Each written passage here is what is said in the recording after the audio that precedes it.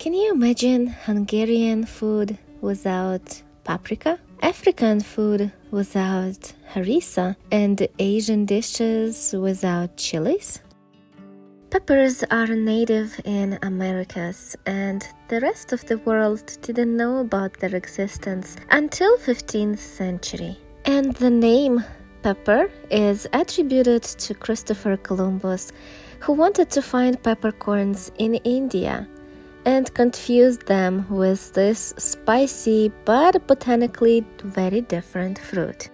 We all love peppers, raw or cooked, stuffed or stir-fried, sweet or hot. We want to have them in our culinary repertoire. So let's talk about how to grow peppers to have enough for all of our kitchen experiments.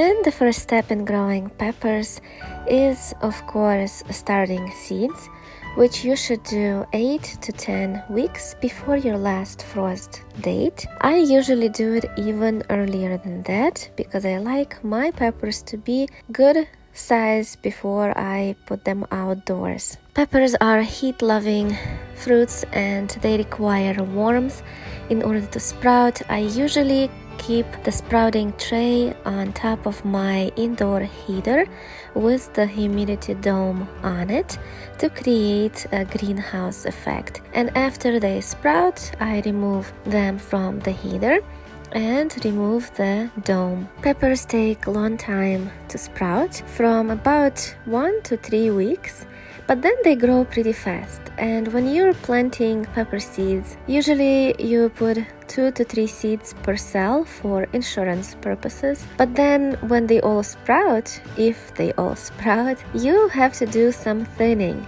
and leave just 1 pepper plant per cell so they don't compete for all of the nutrients. When they get their first set of true leaves, that's when you can transplant them in bigger cups.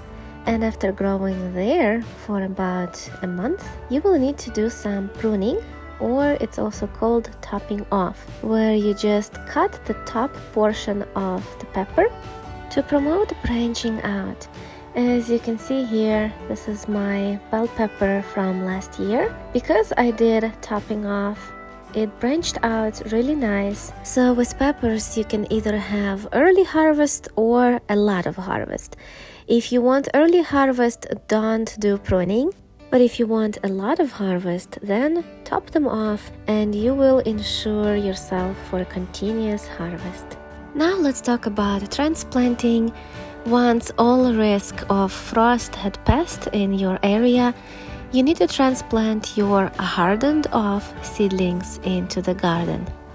I usually harden off my seedlings for about 2 weeks, 1 week in a greenhouse under cover, and then I let them sit outdoors straight in the cups that I brought them out. And only after that I am transplanting them in their permanent spot. Peppers are very sensitive to cold. They are so heat-loving, even more than tomatoes. So keep observing your garden and pick the warmest, the hottest spots. Maybe look where the snow melts first.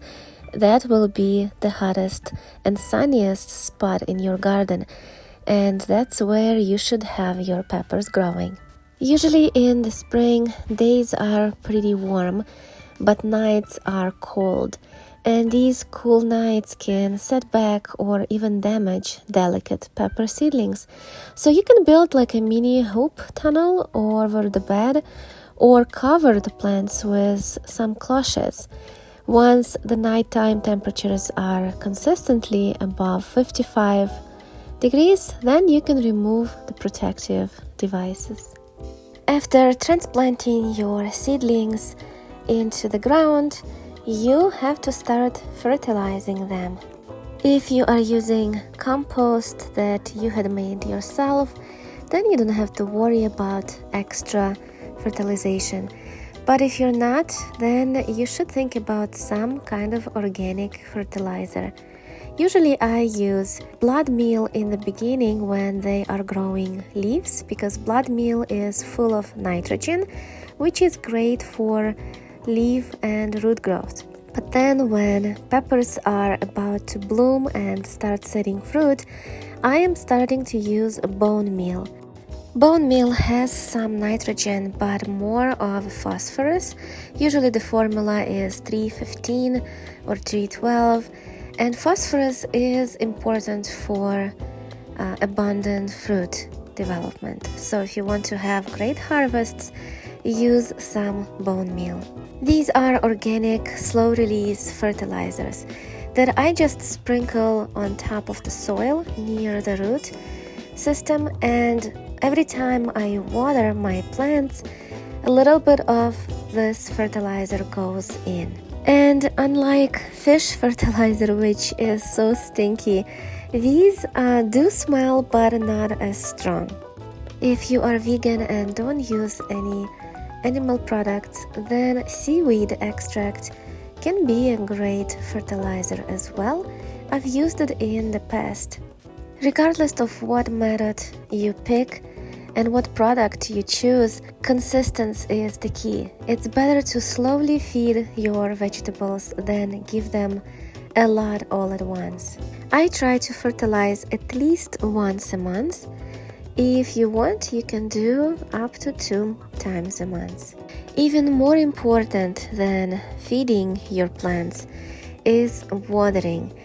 Peppers are drunkies. They like to drink a lot of water, especially in the middle of hot summer. If you want to have a lot of plump and juicy fruits, then make sure you water your plants every single day. I like to do it in the morning, because in the middle of the day, when it's the hottest time of the day, you can cause some shock if you apply cold water on hot soil. It is advised to water the soil, not the plants, but I am watering all over and I had never had any issues. Peppers are not tomatoes. They usually are not as sensitive to water. I often joke that by watering all of the plant and fruits, I'm rinsing off my produce so I can munch on it while I'm in the garden. With peppers though, I have to be careful because some of the varieties I grow are super hot. Last year I decided to give a taste test to my ghost pepper and I bit just a little from the top and I had to run in the house to grab some milk. It was so hot. Next thing I would like to talk about is where to plant or where to grow. So most people grow it in the ground, but my favorite method of growing peppers is in containers, any kind of container. As you can see here, I have it in a basket. Any container will work, and it's actually easier to grow in pots because in the spring, in case of unexpected cold, you can bring the containers in the house or into the greenhouse. And I've noticed that I get even bigger harvest from those peppers that I grow in pots compared to the ones growing in soil. The only downside that I noticed with container growing is it dries out faster than soil growing. So you will have to water them more often. But I do water my plants every day anyway, so that's not an issue for me. And in the end, I would like to just talk a little bit about varieties I recommend. If you like sweet peppers, I would recommend this beautiful purple bell pepper, also peperoncini, which are so tiny and cute. If you like hot peppers, I would recommend serrano peppers. Those are my favorites. They are not as spicy, but still have some heat to them. And what I noticed about serrano peppers, they are the most prolific in my garden. And of course, the ghost pepper. I tried it and I loved it. It's so beautiful. Just look at this gorgeous color.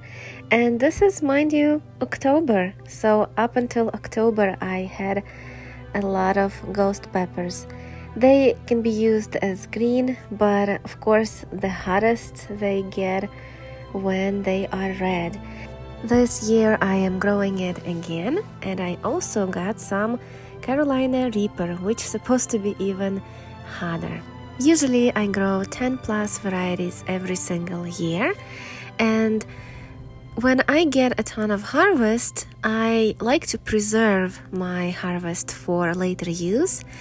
I always make hot sauce, also some tomato sauce with a little bit of heat. Last year I tried freezing some peppers and it worked out really well. You can freeze hot peppers, sweet peppers, you can also freeze them together with tomatoes, and then in the middle of winter you can take them out of the freezer and add to your sauces and stews. You can also dry or dehydrate your peppers as well. Thank you so much for watching. I wish you the best pepper harvests in your garden.